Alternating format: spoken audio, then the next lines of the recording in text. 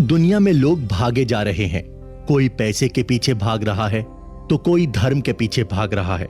जब भी आप लोगों से पूछोगे कि भागने की वजह क्या है, तो वो बिना संकोच के कहते हैं कि ऐसा करके वो सुखी होना चाहते हैं। घर का मुखिया अक्सर ये कहता है कि वो सब कुछ घर के सुख की शांति के लिए कर रहा है, लेकिन क्या कुछ करने से ही सुख की प्राप्ति होती है? अष्टावक्र गीता के इस पाठ में हम जानेंगे कि आखिर सुख शांति कैसे प्राप्त की जा सकती है और एक सुखी इंसान की क्या निशानी है। धनंजय हर बार अपनी और अपने दोस्त की प्रॉब्लम्स को अपने सीनियर गिरधर सर से डिस्कस किया करते थे। आज गिरधर सर धनंजय के बेस्ट फ्रेंड विजय से मिल रहे हैं। वो तीनों बैठकर अष्टावक्र गीता के जरिए सुख और शांति के बारे में बात करेंगे। ये अष्टावक्र गीता का 10th पार्ट है। अगर आपने पिछले पार्ट्स नहीं सुने हैं तो आप डिस्क्रिप्शन में दी गई लिंक पर जाकर क्लिक करके सुन सकते हैं। चलिए अब आगे बढ़ते हैं। आज रविवार के दिन गिरिधर सर एक कैफे में आए थे। थोड़ी ही देर में धनंजय अपने दोस्त विजय के साथ आया। अरे धनंजय, गुड मॉर्निंग। आप विजय है ना? हाँ सर, मैं आज आपको थैंक यू बोलने आया हूँ। अरे मुझे क्यों थैंक यू बोल रहे हो? सर, आपको याद है ना, मैंने आपको विजय की घर की परेशानी के बारे में बताया था और आपने अष्टावक्र गीता के जरिए उसका समाधान भी दिया था। हाँ धनंजय, मुझे अच्छी तरह से याद है। इसीलिए मैं कह रहा हूँ कि मुझे थैंक यू करने की जरूरत नहीं, ये तो अष्टावक्र गीता के ही जरिए हुआ है। सर, मेरे घर में सब कुछ सही चल रहा है, लेकिन मेरे मन में अभी भी कंफ्यूजन चल रहा है। क्या आप उसे दूर कर सकते हैं? अरे अब क्या हो गया भाई? सर, मैं अक्सर अनेक किताब पढ़ता रहता हूँ। कुछ धार्मिक होती हैं तो कुछ सेल्फ हेल्प की। उसमें बताया जाता है कि हमें सुखी होने के लिए क्या क्या करना चाहिए। ऐसे में मैं कंफ्यूज हो गया हूँ कि मुझे आखिर क्या करना चाहिए। विजय, तुम्हें कुछ भी नहीं करना चाहिए। जितना तुम कुछ करने की चेष्टा करोगे उतना ही तुम थकते जाओगे। ये थकान तुम्हें सुख शांति नहीं दे पाएगी। सर, ऐसे में सुख पाने का उपाय क्या है? क्या चीजों को और लोगों के बारे में जानकर हम सुख शांति प्राप्त नहीं कर सकते हैं क्या? धनंजय, मुंडक उपनिषद के अनुसार 2 प्रकार का ज्ञान होता है, अपरा और परा विद्या। अपरा इस मटेरियल वर्ल्ड को बोलते हैं जिसमें हम रहते हैं। इसके बारे में हम दिन भर सोचते रहते हैं, जिसकी चिंता करके ही हम सब काम करते हैं। जितने भी किताबी ज्ञान होते हैं वो सब अपरा में ही आते हैं। इसे लोअर लर्निंग भी कहा जाता है। अपरा में earth, water, fire, air, mind, intelligence और ईगो, ये 6 एलिमेंट्स आते हैं। परा विद्या के अंदर ध्यान समाधि जैसी चीज आती है। जब हम आत्मा को जानने की ओर बढ़ते हैं तो उसे ही परा विद्या कहते हैं। परा मतलब सुप्रीम, इसके आगे कोई भी नहीं है। इसे हायर लर्निंग या स्पिरिचुअल लर्निंग भी कह सकते हैं। सर, अभी हम इनकी बात क्यों कर रहे हैं? हमें तो सुखी इंसान की पहचान करनी है ना? क्योंकि विजय, इसे जानने के बाद ही हम सुख और शांति को जान सकते हैं। चलो अष्टावक्र गीता के ही जरिए इसे समझाता हूं। भावा भाव विकारश्च स्वभावादिति निश्चयी निर्विकारो गत क्लेशः सुखे नैवो शाम्यते। भाव और अभाव का विकार स्वभाव से है। जो ऐसा जानता है वो निर्विकार और क्लेश रहित रहकर सुख और शांति भी पाता है। सबसे पहले भाव की बात करते हैं। यहाँ स्वभाव का मतलब प्रकृति, मतलब नेचर से है। तुम्हारे शरीर को भूख लगती है तो कुछ खाने का भाव आ जाता है। जब तुम पेट भर खा लेते हो तो तुम्हारा मन खाना देखकर भी खाने को नहीं करता है। मतलब भूख हमारे शरीर का नेचर है। जब शरीर को चोट लगती है तो शरीर को दर्द भी होता है, क्योंकि यही इसका स्वभाव है। हम चाहकर भी इस स्वभाव से मुक्त नहीं हो सकते हैं। ये जो पूरी पृथ्वी है वो अपरा है। अपरा में प्रकृति के 3 गुणों के फल स्वरूप आप जो काम करते हैं उसे ही विकार कहा जाता है, क्योंकि उस काम को करने की वजह से आपके अंदर कोई भाव या अभाव पैदा हो जाता है। सर, प्रकृति के 3 गुण क्या होते हैं? थोड़ा सोचने के बाद गिरधर इस सवाल का जवाब देना शुरू करते हैं। प्रकृति में 3 गुण को सत्व, रजस और तमस कहते हैं। इन तीनों के इर्द गिर्द ही हमारे कर्म चलते रहते हैं। तमस का अर्थ अज्ञानता तथा निष्क्रियता है। एक बेहोशी है तमस, जिसमें आपको खुद होश नहीं रहता कि आपका जीवन किस डायरेक्शन में जा रहा है। ऐसे लोगों के जीवन का ना कोई लक्ष्य है और ना ही वो किसी की परवाह करते हैं। ऐसे लोग आलसी होते हैं और पूरे जीवन को काट कर निकाल देते हैं। सर, मतलब हमारे अंदर तमस तो नहीं है ना? नहीं, हमारे अंदर रजस गुण है। हम में से अधिकांश लोग रजस यानी रजोगुणी जीवन जीते हैं। तमस के ऊपर की अवस्था का नाम है रजस। तीनों गुणों में से मध्य गुण है रजस। रजस का अर्थ क्रिया तथा इच्छाएं हैं। इस गुण की वजह से हम जीवन में भागते हुए कुछ पाना चाहते हैं, लेकिन ऐसे गुण वाले इंसान को कई बार ये एहसास भी होता है कि जीवन में अज्ञानता है और इसे दूर करने के लिए उसे कुछ करना चाहिए। अब बात सत्व गुण की करते हैं। इसका अर्थ है पवित्रता तथा ज्ञान। सत्व प्रधान इंसान ज्यादा खुश और संतुष्ट रहता है। वो लोगों को माफ कर देता है। उसका अध्यात्म के प्रति झुकाव भी होता है। वो दूसरों की मदद करने के लिए भी नहीं हिचकिचाता है। इन तीनों गुणों के प्रभाव में आकर ही हम जो कर्म करते हैं उसी से विकार उत्पन्न होते हैं। अष्टावक्र जी कहते हैं कि हमें इन तीनों से ऊपर उठकर खुद को साक्षी भाव से देखना चाहिए। जो इंसान इस बात को जान जाता है वो निर्विकार हो जाता है, मतलब उसके अंदर किसी भी तरह के कोई विकार नहीं होते हैं। यहाँ जानने का मतलब सिर्फ जानना नहीं है, बल्कि उसे अपनी लाइफ में अनुभव भी करना है। अब क्लेश रहित होने की बात करते हैं। जब भी क्लेश होता है हमें दुख का अनुभव होता है, लेकिन हमें ये बात समझनी है कि ये सच में नहीं होता है। हम बस इसे महसूस करते हैं। ये एक सपने के जैसा ही है। जैसे एक दर्पण के सामने जाने से तुम खुद को देख पाते हो, जैसे ही तुम वहां से हट जाते हो दर्पण में भी तुम नहीं दिखते हो। मतलब दर्पण में ना कुछ बनता है और ना कुछ घटता है। तुम्हारी आत्मा भी एक दर्पण के जैसे ही है। वो निर्विकार है। बस प्रकृति के स्वभाव की वजह से तुम्हारे अंदर भाव और अभाव आते रहते हैं। तुम्हें इतना ही समझना है कि तुम एक सुखी इंसान बन जाओगे। सर, मुझे तमस और रजस गुण का तो समझ आता है कि उसके होने से इंसान पूरी तरह से सुखी तो नहीं हो सकता, लेकिन सत्व गुण तो बहुत अच्छा गुण मालूम होता है। इसमें हम लोगों की मदद करते हैं और खुद भी एक अच्छी लाइफ जीते हैं। ऐसे में इसके होने से कैसे विकार पैदा हो सकता है? तुमने बहुत अच्छा सवाल किया है धनंजय। लेकिन सत्व गुण की वजह से सूक्ष्म अहंकार पैदा हो जाता है। इसके बारे में हम पहले भी बात कर चुके हैं। इस अहंकार में व्यक्ति खुद के मैं को बड़ा बना लेता है। मैं अच्छा इंसान हूँ, मैं पूजा पाठ करता हूँ, मैं दूसरों से बेहतर हूँ। इसलिए सत्व गुण वैसे तो रजस और तमस से बहुत बेहतर है, लेकिन हमें इससे भी आगे बढ़कर खुद को साक्षी भाव से देखना है। यही अंतिम लक्ष्य है। सर, आप सुख और शांति के बारे में और भी बताइए ना। जरूर, मैं आगे के श्लोक के जरिए बताता हूँ। ऐसे में कुछ श्लोक को मैं शॉर्ट में बताऊंगा तो कुछ श्लोक को एक्सप्लेन भी करूंगा। जैसे अगले श्लोक में अष्टावक्र जी बताते हैं कि जो इंसान ये समझ जाता है कि इस दुनिया में ईश्वर ने ही सबको बनाया है, उससे ही शांति की प्राप्ति होती है, क्योंकि वो इंसान न किसी को बदलने की चेष्टा करता है और न ही खुद को दूसरों से बड़ा समझता है। साथ ही साथ वो कुछ उम्मीद भी नहीं करता।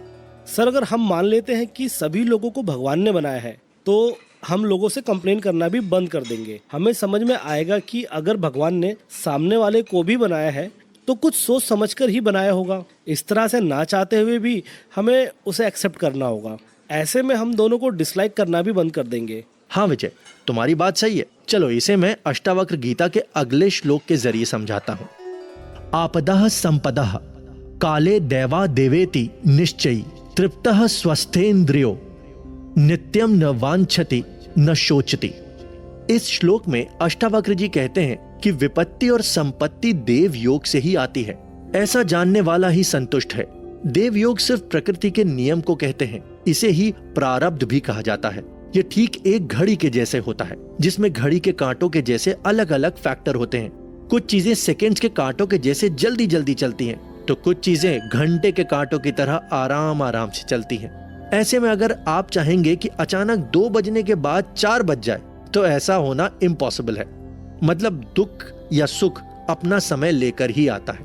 प्रकृति का नियम यही कहता है, संपत्ति और विपत्ति आपके कर्म के अनुसार ही मिलते हैं। अगर आपने कभी कुछ गलत किया है तो जरूर आपके साथ विपत्ति आएगी। हो सकता है कि आपको आज पता ना चले, लेकिन कुछ सालों के बाद जरूर उसका फल भुगतान करना ही पड़ेगा। ठीक वैसे ही अगर आपने कोई अच्छा काम किया है तो भविष्य में उसका अच्छा परिणाम आपको ही मिलेगा।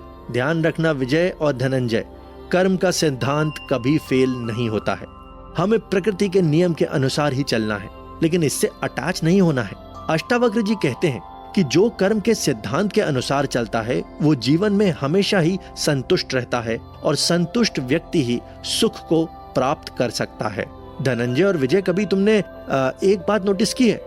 पश्चिम देश में रहने वाले लोगों के पास हर सुख सुविधा है, वो हमसे कहीं ज्यादा पैसा कमाते हैं, उनकी लाइफस्टाइल भी हमसे कहीं ज्यादा अच्छी है, लेकिन फिर भी वो स्ट्रेस और डिप्रेशन में ज्यादा रहते हैं क्योंकि उन्हें सभी चीजों का रिजल्ट तुरंत ही चाहिए होता है। उनका लक्ष्य ज्यादातर पैसे कमाना ही होता है, बल्कि हमारे भारत का इसका ठीक उल्टा है। यहाँ हमें धैर्य रखना सिखाया जाता है। हमने हमारे धर्म में भी देखा है कि ऋषि मुनि सालों तक तपस्या करते थे, तब जाकर कहीं उन्हें कोई वरदान मिलता था। इसलिए हमारे अंदर इस बात का धैर्य होना चाहिए कि अगर हम कोई काम कर रहे हैं तो उसका रिजल्ट आज नहीं तो कल जरूर मिलेगा। ऐसा करने से हमारे मन की बेचैनी खत्म हो जाती है और हमें सुख की प्राप्ति होती है। सर मतलब एक सुखी इंसान बनने के लिए धैर्य रखना सीखना होगा। हाँ विजय, चलो मैं तुम्हें जीवन के 4 आश्रम के बारे में बताता हूँ। हमारे धर्म में 4 आश्रम भी बताए गए हैं, जिसे ब्रह्मचर्य, गृहस्थ, वानप्रस्थ और सन्यास कहा जाता है। जीवन के शुरुआत के कुछ सालों में हमें स्टूडेंट के जैसे अनुशासित रहते हुए केवल सीखने के बारे में सोचना चाहिए। उसके बाद हमें गृहस्थ बनकर अपने और अपने फैमिली के रिस्पॉन्सिबिलिटीज को पूरा करना चाहिए। वानप्रस्थ आश्रम में हमें वन की तरफ जाकर पूजा पाठ करना चाहिए और सांसारिक दुनिया से दूर होने की कोशिश करनी चाहिए। आज के समय में हमें वन जाने की जरूरत नहीं है, लेकिन हम घर पर रहते हुए ही धीरे धीरे चौथे आश्रम को सन्यास कहा जाता है। इसमें हम सांसारिक दुनिया से पूरी तरह से दूर हो जाते हैं और केवल अध्यात्म की दिशा में आगे बढ़ते हैं। अगर तुम ध्यान से देखोगे तो पाओगे कि इन चारों आश्रम की वजह से यह बता दिया गया है कि आपको भागने की जरूरत नहीं है। आप एक एक करके जीवन के सभी लक्ष्य को पा सकते हैं। जो इंसान कुछ इस तरह से जीवन जीना शुरू कर देता है वो सुखी हो जाता है। सुखी इंसान की एक और निशानी है कि वो अपने 5 सेंसेस को भी कंट्रोल में रखता है। इसके बारे में हम भी बात कर चुके हैं। एक सुखी इंसान न ज्यादा खोने के पीछे भागता है और ना ही सेंसरी प्लेजर्स की ओर। वो बस उसको उतना ही भोगता है जितना उसकी जरूरत होती है। इसकी वजह से उसे किसी भी चीज से अटैचमेंट नहीं होता है।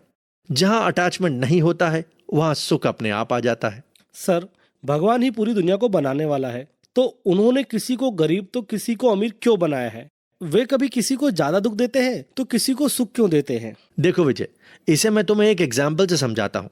जैसे बारिश होने पर अगर जमीन में बीज डले हुए हैं तो अपने आप ही वो पेड़ बन जाएगा, लेकिन अगर जमीन में बीज ही नहीं डाले गए हैं तो कितनी भी बारिश होने पर कोई भी पेड़ नहीं बनेगा। ठीक इसी तरह कर्म का सिद्धांत भी काम करता है। अगर तुम मेहनत करोगे तो कर्म का फल तुम्हें जरूर मिल जाएगा, लेकिन अगर तुम बस आलसी के जैसे पड़े रहोगे तो भगवान चाहकर भी तुम्हें फल नहीं देंगे। इसका भगवान से कोई लेना देना है ही नहीं। जैसे तुम्हारे कर्म होंगे ठीक वैसे ही तुम्हें फल मिलेगा। यही प्रकृति का सिद्धांत है। सर हम कर्म तो करते हैं, लेकिन हर समय उसके रिजल्ट की चिंता सताती रहती है। इससे कैसे मुक्त हुआ जा सकता है?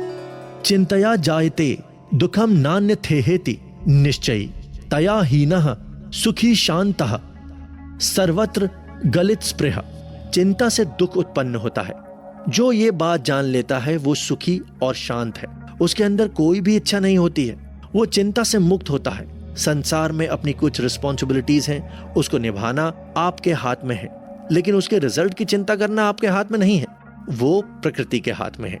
ऐसे में जो रिजल्ट की चिंता नहीं करके काम करता है वो हमेशा सुखी रहता है। इसके लिए समर्पण की आवश्यकता है। जब हम मंदिर जाते हैं तो कुछ लोग सिर्फ मांगते ही हैं, लेकिन कुछ लोग ऐसे भी होते हैं जो अपना सब कुछ भगवान को समर्पित कर देते हैं और उन्हें स्वामी मान लेते हैं। ऐसा करने से वो अपने जीवन की डोर भगवान के ऊपर डालकर चिंता मुक्त हो जाते हैं। धनंजय और विजय, ऐसे बहुत से श्लोक हैं जो सुखी इंसान की पहचान कराते हैं। चलो एक और श्लोक को सुनाता हूँ, फिर हम आज के इस सेशन को खत्म करेंगे। अहम देहो न मे देहो बोधो हिमिति निश्चयी कैवल्यम इव संप्राप्तो न स्मरत कृतम कृतम।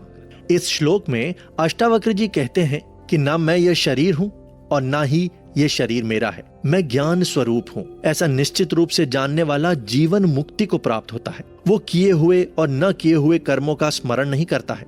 जब हमारे जीवन में कोई भी काम हम भगवान का काम समझकर करने लगते हैं तो वो काम आसान हो जाता है। मनुष्य अपने जीवन में बहुत सारे कर्म करता है, जैसे कि कोई नया बिजनेस शुरू करना, शादी करना।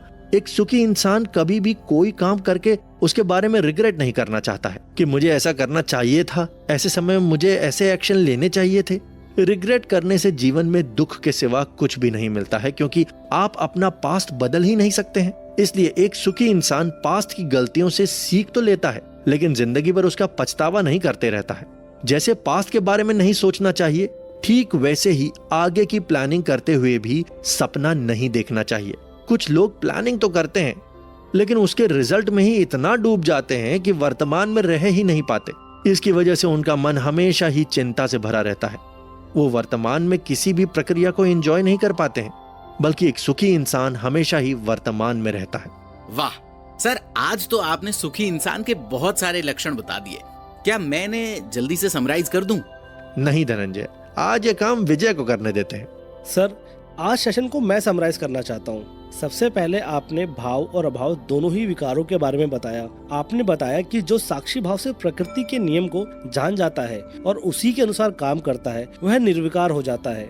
जो संपत्ति और विपत्ति दोनों को ही अपना प्रारंभ मानकर स्वीकार कर लेता है, वह हमेशा खुश रहता है।